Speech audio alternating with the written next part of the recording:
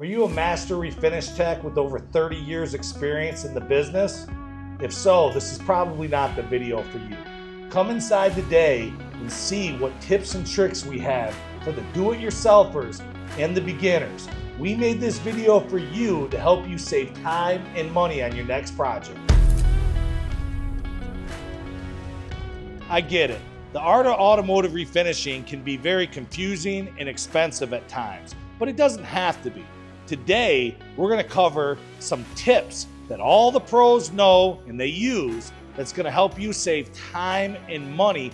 These are very easy to follow, very simple, and it's going to help elevate your game on your next project. One of the hardest things to do is to take a brand new gallon or a quart, open it up, and pour it accurately into a mix cup and without making a mess. Here's a better way. And no, I'm not talking about using tape and taping it up. What I'm gonna do is I'm gonna buy a topper, and we use these for our mix bank. There's a lot of companies that make them. I like the Dedoes brand.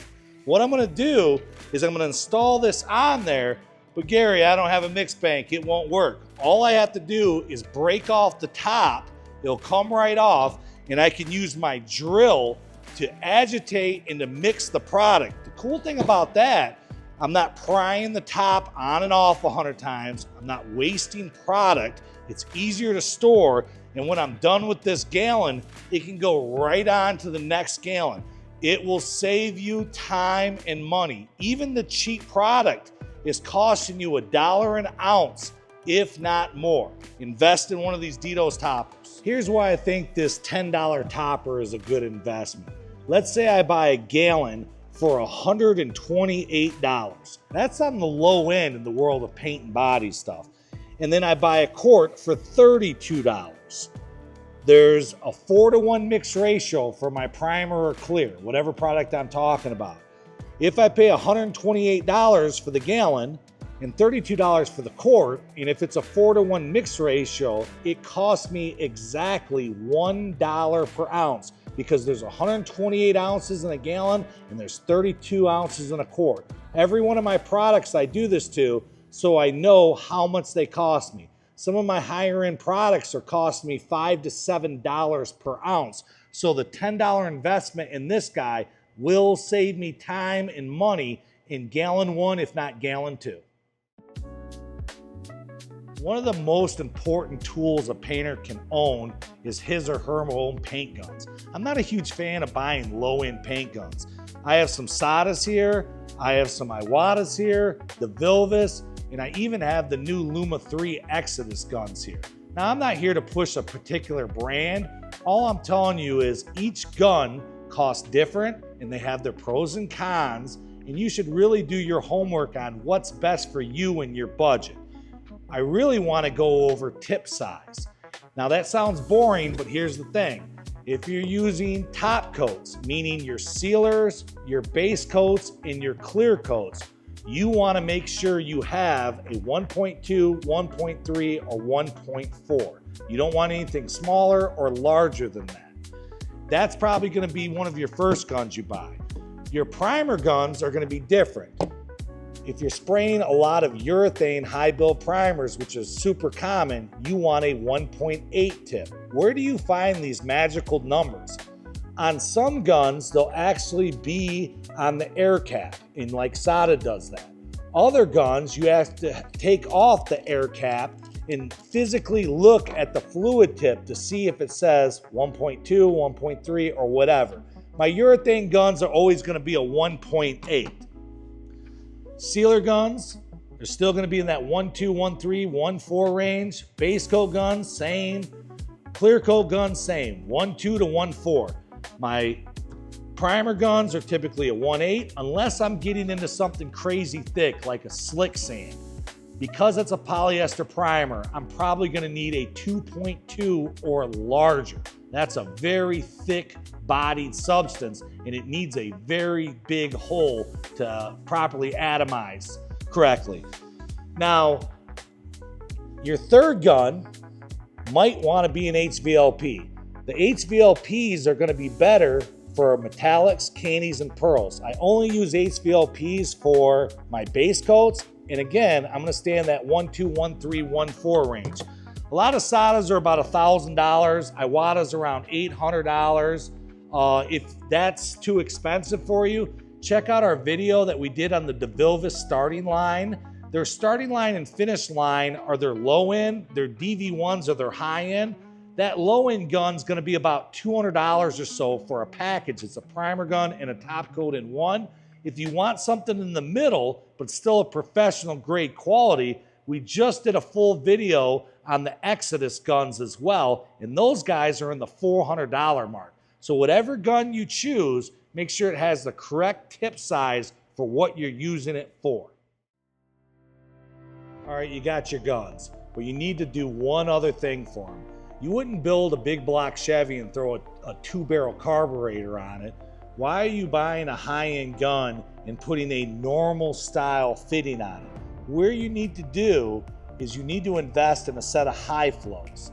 Now, I'm not saying you need to change your entire shop or garage over to high flows, but each one of these guns is designed from the manufacturer to work with a high flow. You're robbing the performance of your gun, and it's not gonna work and atomize correctly with an old school fitting. There's a lot of companies that make it. Milton makes some really nice one. Luma 3 makes some. I'm sure your local hardware store even carries some. One of the cool things about this Milton that I like is there's a high flow on this Exodus. I can plug into it. And then this guy over here, this is a normal fitting. I can plug into this too. So I can use this as an adapter, or if I put this in my booth, I could put a high flow or whatever style fitting that I was using in the rest of my shop, and I don't have to change my entire shop over. So definitely invest in some high flows.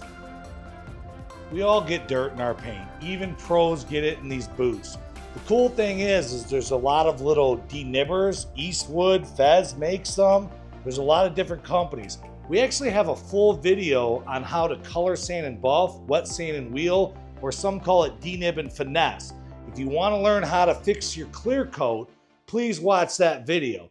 But a lot of you do-it-yourselfers, you're not doctoring your base coat. What do I mean by that? Is once you seal your base coat, once you base it out, you might have some runs in it. You might have some dirt. You might have some heavy peel. If it's real bad, you can come in there with a hard block or a soft block and wet sand 600 or 800, get it clean, get it dry, get it tacked, and rebase it and make sure it's perfect before you clear it. Let's say you just have a couple little pieces of dirt. I like this Kovac system. This is bad to the bone. The cool thing about this is I can come in and sand just little baby denibbers. I can also use this on doctoring up my clear coat. If you don't want to spend the money on that, Lucky Blocks, and there's a lot of other companies, make this little itty bitty guy that I can stick some sandpaper on, and it's a hard block and it's great for taking out pieces of dirt. You still don't want to spend more money? Take a paint stick or a piece of wood, cut it down, round the corners, keep it, stick some paper on this, and you can wet sand or dry sand with this, but you definitely want to start doctoring your base coat before you clear coat. The paint cup is dead. No professionals are using a paint cup anymore. You need to get it out of your system, and I'll explain to you why. It's costing you too much time and material. Now, here's where I might lose you. The 3M PPS 2.0 system could cost you $200 or more. This is the system I use. It's not the only one out there. Sada makes one, DeVilvis makes a D-Cup series, and there's plenty of knockoffs. Whatever one you buy, if you use it correctly, will save you a ton of time and a ton of money. It's a small investment that will pay itself back times 2, times 3. Let me show you why. You get a can, be it a quart or a gallon of paint. You open it up and you use your strainer and you pour it in. Maybe you spill some, maybe you don't. We've got automatic waste right here. All right, we don't use these with the PPS system. When you pour this into your cup, we lose an ounce or so there. So we're losing $1 here, $1 there. We're losing money mixing it up like this. You don't necessarily need paint sticks, and you're not losing a ½ ounce or an ounce here or there. All I do is I have different sizes. I believe there's 4. There's a 28 ouncer, a 22 ouncer, a 14 and a half, and a smaller one. You don't need all of them. You take this, you put the liner in it. I can mix right in here. I don't need any of this stuff anymore.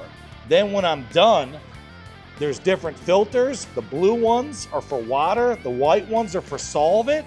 I can put it on, no mixing, no stirring.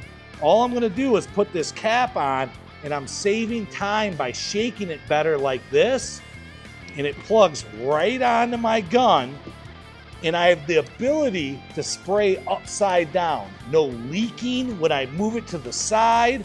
It seals better. This is a way better system, but here's where I really like it. When I go to clean it, all I'm cleaning is in between my fingers. I save a ton of time and labor. I don't have to dispose of all of that thinner. Cleaning the cup is 90% of the job, so my guns are cleaner. You need to invest the money. I know it seems like a lot of money, but this is the way to use it. If you have a paint shaker at home, you can even get one of these adapters and shake it that way too.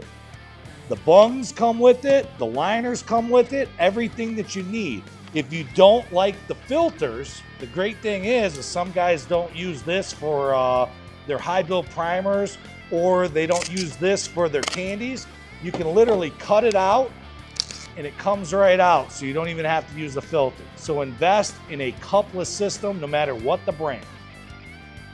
Invest in quality tools. Now, if you watch any of our other videos, you know I'm a big hater on Harbor Freight and all these Chinese knockoffs. I'm a big Snap-on guy, I'm a big SATA guy. Now, I know that they cost a lot more money than those Chinese knockoffs, but the cool thing about buying quality tools, it's the cry once, buy once philosophy. Now, I'll admit, when I go buy a Snap-on or I buy a SATA, sometimes when I leave, I have a little buyer's remorse.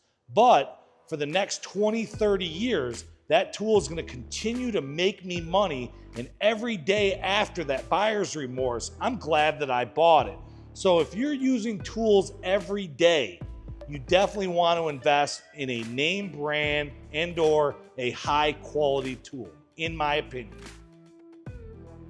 There's advantages and disadvantages to dry sanding versus wet sanding, block sanding with a good hard block versus a soft block, or using a DA or palm sander.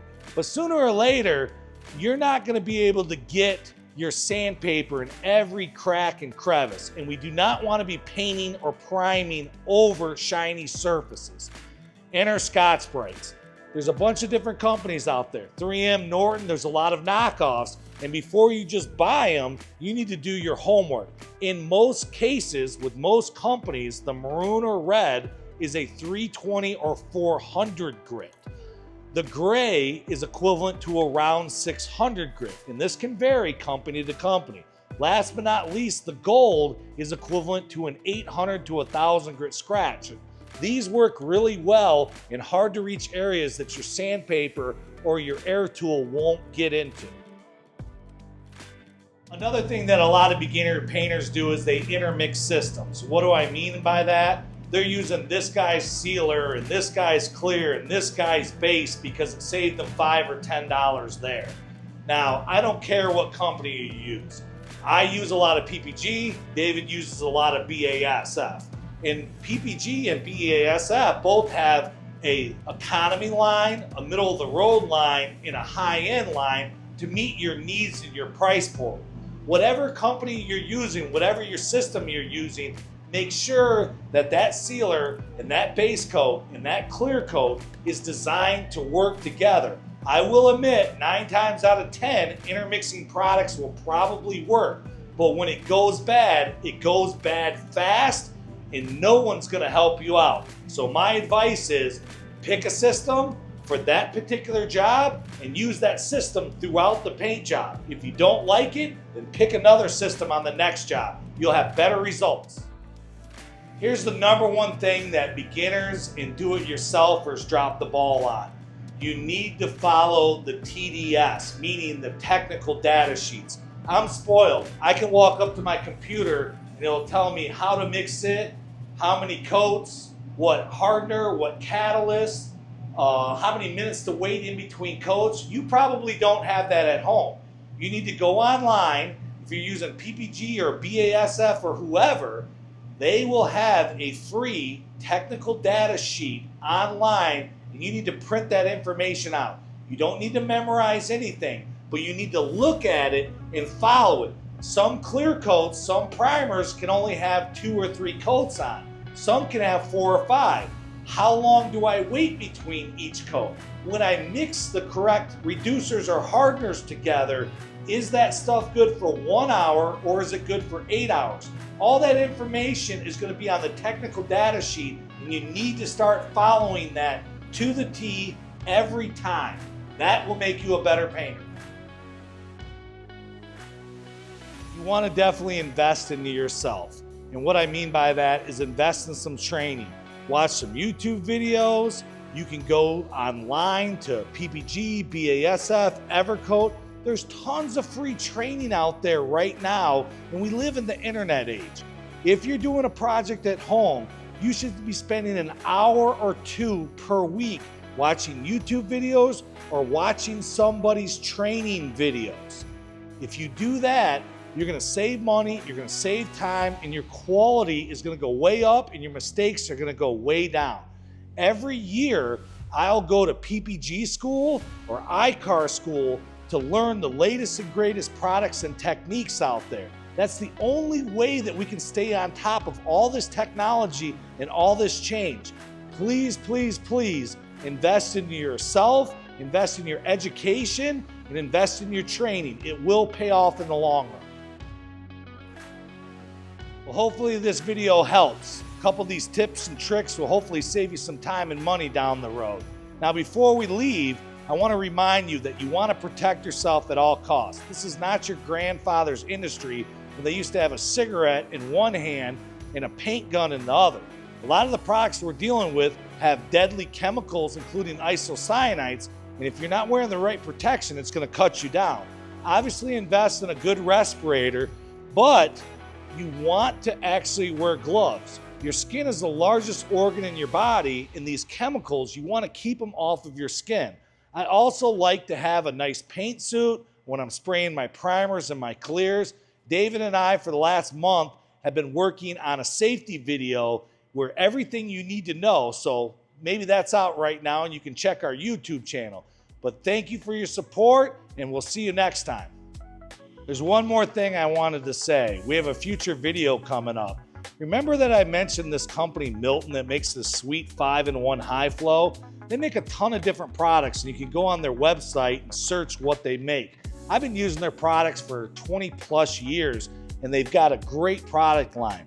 But I got a new one in the mail today. I haven't even opened it up. I'm super excited to show you this in one of our upcoming videos. So if you use Milton, maybe you know about their other company, Stack, and let me know if you've actually owned this product or if you've used any of their products.